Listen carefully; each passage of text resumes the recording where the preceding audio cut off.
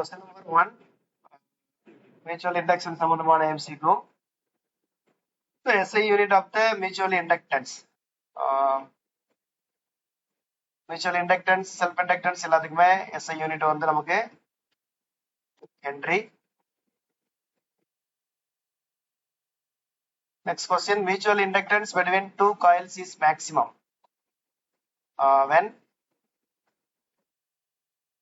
இப்போ வந்து நமக்கு வந்து mutual inductance வந்து maximum இருக்கும் அப்படின்னு பாத்தீங்கன்னா coils are close and parallel. இந்த ஆப்ஷன் நம்ம எடுத்துக்கலாம். அடுத்து தேர்ட் வந்து the mutual inductance between two coils is 0. ரெண்டு காயிலுக்கு இடைப்பட்ட mutual inductance எப்ப 0 ஆகும் அப்படின்னு பாத்தீங்கன்னா இதுல இருக்கக்கூடிய இதன்படி coils are perpendicular. ரெண்டு காயிலையும் நீங்க perpendicular வச்சீங்க அப்படின்னா 0 ஆயிடும்.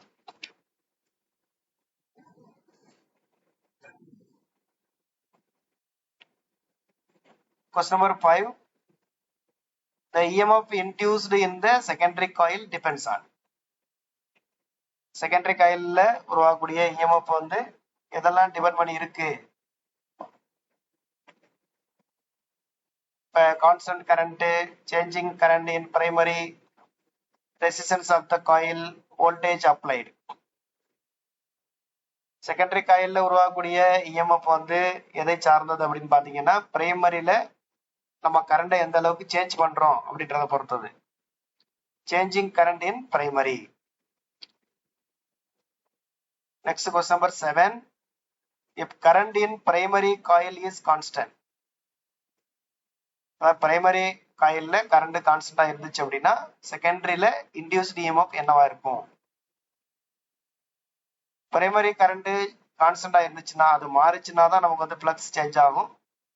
அப்ப பிரைமரி கரண்ட் கான்ஸ்டன்டா இருக்கு அப்படின்னா நமக்கு வந்து மேக்னெட்டிக் ஃப்ளக்ஸ்ல சேஞ்ச் இருக்காது. ஸோ அதனால இன்டியூஸ்ட் EMF வந்து நமக்கு இருக்காது. அப்ப induced EMF in secondary is 0.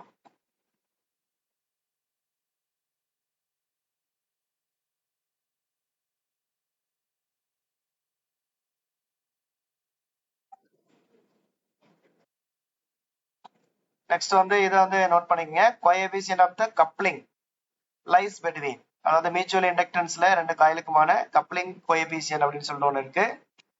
இதோட வேல்யூ வந்து 0க்கும் 1க்கும் இடையில இருக்கும். 1 இருந்துச்சுன்னா ஃபுல் கப்ளிங், 0 இருந்துச்சுன்னா கப்ளிங் இல்லை அப்படின்ற மாதிரியான அர்த்தம். இப்போ உதாரணமா ரெண்டு காயில் வந்து நம்ம வந்து பெர்பெண்டிகுலரா இருந்துச்சு அப்படின்னா கப்ளிங் வந்து 0வா இருக்கும். K equal to 0. Next question number 10. Mutual inductance between two coils depends on. ரெண்டு காயிலுக்கு இடைப்பட்ட மியூச்சுவல் இண்டக்டன்ஸ் எதை டிபெண்ட் பண்ணி இருக்கும் அப்படின்னு பாத்தீங்கன்னா மியூச்சுவல் இண்டக்டன்ஸ்க்கான ஃபார்முலா பாத்தீங்க அப்படின்னா நமக்கு வந்து M equal to mu naught mu r n1 n2 a by l இந்த ஃபார்முலா இருக்கும். இந்த ஃபார்முலா படி mu naught அப்படின்றது கான்ஸ்டன்ட், mu rன்றது மீடியத்தை சார்ந்தது. அப்ப medium between the coil. n1 n2ன்றது நம்பர் ஆஃப் டர்ன்ஸ், a அப்படின்றது ஏரியா ஆஃப் த காயில். அப்ப ஆன்சர் பாத்தீங்க அப்படின்னா ஆல் ஆஃப் த எபோவ். அடுத்த கொஸ்டின் நம்பர் 15ல mutual inductance is used in. Mutual இண்டக்டன்ஸை நம்ம எதுல பயன்படுத்துறோம் அப்படின்னு பாத்தீங்கன்னா டிரான்ஸ்ஃபார்மர்ஸ்ல பயன்படுத்துறோம். நெக்ஸ்ட் நம்ம பார்க்க போறது டிரான்ஸ்ஃபார்மர்ஸ் சம்பந்தமான MCQ. A transformer works on the principle of. Transformer எந்த பிரின்சிபல்ல ஒர்க் ஆகுது அப்படின்னு பாத்தீங்கன்னா கீழே இருக்கிறதுல வந்து எலக்ட்ரோ மேக்னெட்டிக் இண்டக்ஷன். ஆக்சுவலா எலக்ட்ரோ மேக்னெட்டிக் இண்டக்ஷன்ல ரெண்டு இருக்கு, ஒன்னு செல்ஃப் இன்னொன்னு மியூச்சுவல். இதுல டிரான்ஸ்ஃபார்மருடைய பிரின்சிபல் வந்து மியூச்சுவல் இண்டக்ஷன். அடுத்து the device used to increase or decrease AC voltage. AC voltage increase மற்றும் டிக்ரீஸ் பண்ணக்கூடிய ஒரு டிவைஸ் அப்படின்னு பாத்தீங்கன்னா அது டிரான்ஸ்ஃபார்மர். அடுத்த third question, transformer works only with. Transformer வந்து ஏசில மட்டும்தான் ஒர்க் ஆகும், டிசில அதனால எந்த பயனும் இல்லை. Next question number 5. Step up transformer. Step up டிரான்ஸ்ஃபார்மர்னா வோல்டேஜை இன்க்ரீஸ் பண்ணும். ஸ்டெப் டவுன் அப்படின்னா வோல்டேஜை டவுன் பண்ணும். அடுத்த question number 6. In an ideal transformer power எப்படி இருக்கும்? ஐடியல் டிரான்ஸ்ஃபார்மர்னா பவர் வந்து power output equal to power input. இப்போ input power and output power ரெண்டும் சேமா இருக்கு. இப்போ பவர்ல எந்த சேஞ்சும் ஆகாது. This power is conserved. Next question number 7. The core of a transformer is made of. Transformer core எதுல நம்ம ஆட் பண்றோம் அப்படின்னு பாத்தீங்கன்னா soft iron அதான் நம்ம யூஸ் பண்றோம். அடுத்து question number 8. Laminated core is used to reduce. Laminated core ஏன் பயன்படுத்துறாங்க, எதை குறைப்பதற்காக பயன்படுத்துகிறார்கள் அப்படின்னு பாத்தீங்கன்னா laminated core வந்து நம்ம வந்து எடி கரண்ட் லாசஸ் அதை வந்து குறைப்பதற்கு பயன்படுத்துறோம். அடுத்து hysteresis loss depends on. Hysteresis loss வந்து எதை டிபெண்ட் பண்ணி இருக்கு அப்படின்னு பாத்தீங்கன்னா நமக்கு வந்து frequency, nature of the material, nature of the core material. ஏன்னா கோர் மெட்டீரியலுக்கு பொறுத்து சில கோர் மெட்டீரியல் வந்து ஹிஸ்டெரிசிஸ் வந்து அதிகமா இருக்கும், சில மெட்டீரியல்ஸ் வந்து ஹிஸ்டெரிசிஸ் கம்மியா இருக்கும். அதனால நம்ம வந்து ஹிஸ்டெரிசிஸ் லாஸ் கம்மியா இருக்கக்கூடிய கோர் மெட்டீரியலான சிலிக்கான் அயான் அதை வந்து நம்ம யூஸ் பண்ண சொல்லியிருப்போம். அடுத்த question number 10. In a step down transformer. Step down transformer அப்படின்னா வோல்டேஜை குறைக்கும். இப்போ வோல்டேஜை குறைக்குது அப்படின்னா நமக்கு வந்து செகண்டரியில நம்பர் ஆஃப் டர்ன்ஸ் வந்து கம்மியா இருக்கணும். அப்போ வந்து என்எஸ் லெஸ் தென் என்பி அந்த ஃபார்முலா வரும். அடுத்து question number 11. Transformer efficiency is highest. Transformer எப்போ நமக்கு ஹையஸ்ட் எஃபிசியன்சியா இருக்கும் அப்படின்னு பாத்தீங்க அப்படின்னா நம்ம லாசஸ் எல்லாம் பார்த்தோம். Copper loss, iron loss. இது கால்குலேஷன் படி copper loss equal to iron loss. Copper லாஸும் அயன் லாஸும் ஈக்குவலா இருக்கும்போது டிரான்ஸ்ஃபார்மரோட எஃபிசியன்சி வந்து ஹையஸ்டா இருக்கும். அதனால ஒரு டிரான்ஸ்ஃபார்மரை உருவாக்கும் போது அதோடைய காப்பர் லாஸ் மற்றும் அயன் லாஸ் ரெண்டு ஈக்குவலா இருக்கிற மாதிரி உருவாக்குவாங்க. அதே மாதிரி அந்த டிரான்ஸ்ஃபார்மர் வழியா எவ்வளவு இன்புட் கொடுக்கணும் அப்படின்றதையும் இதை பேஸ் பண்ணி தான் நம்ம வந்து டிசைன் பண்றோம். இதையும் ஒரு ஒன் ஆஃப் த ஃபேக்டரா வச்சு டிசைன் பண்ணுவாங்க. அடுத்த question number 12. Which loss is independent of load. எந்த லாஸ் வந்து லோடை சார்ந்தது அல்ல அப்படின்னு பாத்தீங்கன்னா நமக்கு வந்து இந்த அயன் லாஸ் வந்து லோடை சார்ந்து இருக்காது. அடுத்து கொஸ்டின் நம்பர் 13. இதுல ஒரு நியூ ஃபார்முலா ஒன்று சொல்லியிருப்பாங்க, இஎம்எஃப் ஈக்குவேஷன் ஆஃப் டிரான்ஸ்ஃபார்மர். இதை வந்து நோட் பண்ணிக்கோங்க. இஎம்எஃப் ஈக்குவேஷன் ஆஃப் டிரான்ஸ்ஃபார்மர் வந்து இ அப்படின்றது EMF equal to 4.44 Fn by m. அப்ப இந்த EMF of equation of transformer எதெல்லாம் சார்ந்து இருக்கு அப்படின்னு பாத்தீங்கன்னா அது இஎம்எஃப் ஈக்குவேஷன்ன்றது என்னன்னு பாத்தீங்கன்னா டிரான்ஸ்ஃபார்மருடைய அவுட்புட் இஎம்எஃப் வரக்கூடிய கிடைக்கக்கூடிய அதற்கான ஃபார்முலா தான் இது. அது எதெல்லாம் சார்ந்து இருக்கு அப்படின்னு பாத்தீங்கன்னா ஃப்ரீக்வன்சி, நம்பர் ஆஃப் டர்ன்ஸ், அப்புறம் வந்து ஃப்ளக்ஸ் மூணையுமே சார்ந்து இருக்கு. அப்ப இதற்கான ஆன்சர் பாத்தீங்க அப்படின்னா டிரான்ஸ்ஃபார்மருடைய இஎம்எஃப் வந்து frequency, turns, flux மூணையும் சார்ந்து இருக்கு. depends on frequency, turns, flux. அடுத்ததா question number 14. if frequency increases, frequency increase ஆனா induced EMF என்ன ஆகும்? நம்ம இப்பதான் EMF ஈக்குவேஷன் பார்த்தோம். EMF ஈக்குவேஷன் வந்து E equal to frequencyக்கு ப்ரொபோஷனல். அப்ப frequency increase ஆனா E வந்து அதிகமாகும். அப்ப if frequency increases, induced EMF வந்து நமக்கு வந்து என்ன ஆகும்னு பாத்தீங்கன்னா நமக்கு வந்து increases ஆகும். increases. அடுத்த டிரான்ஸ்ஃபார்மர் இஸ் யூஸ்டு இன். டிரான்ஸ்ஃபார்மரை எதுல நம்ம பயன்படுத்துறோம்? Power transmission, radio circuit, charger, all of the above எல்லாத்துலயுமே நம்ம பயன்படுத்துறோம். Copper loss occurs due to. Copper loss எதனால ஏற்படுது?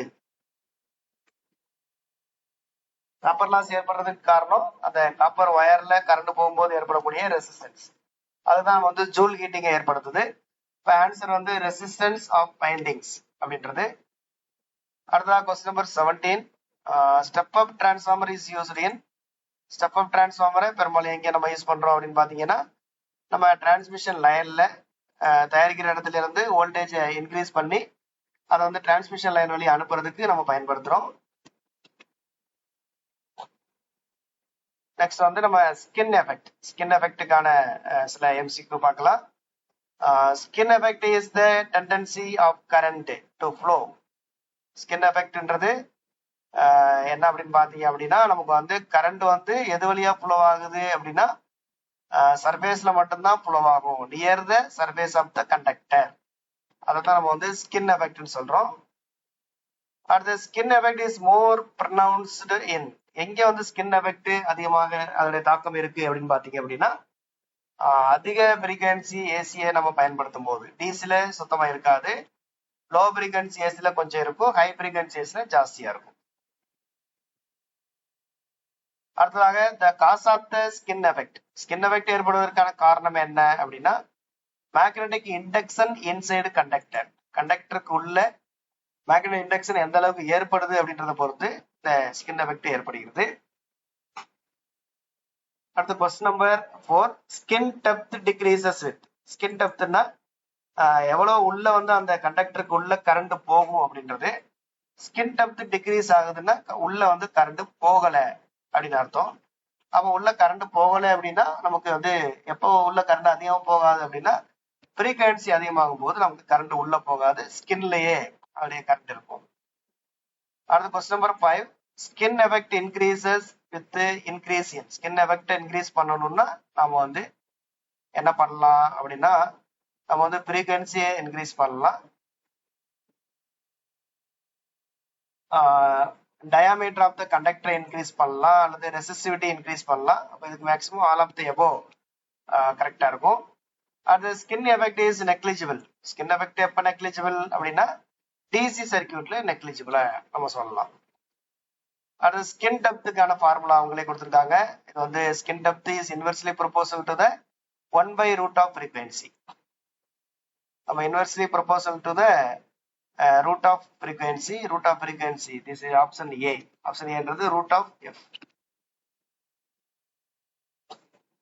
அடுத்து to reduce skin effect, skin effect reduce பண்ணணும் அப்படின்னா நம்ம ஏற்கனவே பார்த்தோம் லீட்ஸ் வயர், லீட்ஸ் வயர்ன்றது ஸ்டாண்டர்ட் கண்டக்டர்ஸ், அதாவது பண்டில் ஆஃப் தின் வயர்ஸ், அதான் நம்ம வந்து ஸ்டாண்டர்ட் அப்படின்னு சொல்றோம். அடுத்து question number 9, skin effect causes increase in, skin effect எதை இன்க்ரீஸ் பண்ணுது, கண்டக்டருடைய ரெசிஸ்டன்ஸை இன்க்ரீஸ் பண்ணுது.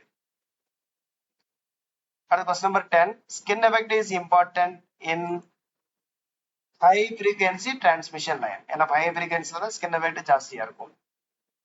அடுத்து in skin effect current density is, skin எஃபெக்டின் படி கரண்ட் டென்சிட்டி எங்க அதிகமா இருக்கும் அப்படின்னா maximum at the surface.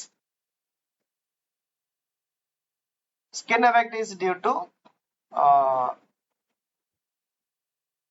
Self inductance of the conductor, ஏன்னா ஸ்கின் எஃபெக்ட் வந்து செல்ஃப் இண்டக்டன்ஸ் ஆஃப் த கண்டக்டரால உருவாகுது. ஏன்னா நமக்கு வந்து சென்டருக்கும் சர்ஃபேஸ்க்கும் இடையில அந்த பிளக்ஸ் சேஞ்ச் வந்து ரொம்ப, சென்டர்ல வந்து பிளக்ஸ் சேஞ்ச் வந்து ரொம்ப அதிகமா இருக்கிறதுனால அங்க செல்ஃப் இண்டக்டன்ஸ்னால இன்டியூஸ்டு இஎம்எஃப் ஜாஸ்தியா ப்ரொடியூஸ் ஆகி அதுக்கு ஆப்போசிஷன் பண்ணி ரியாக்டன்ஸ் அதிகப்படுத்துது. இப்போ ஸ்கின் எஃபெக்ட் வந்து நமக்கு செல்ஃப் இண்டக்டன்ஸ் ஆஃப் த கண்டக்டர்ல நமக்கு வந்து ஏற்படலாம். Okay, thank you.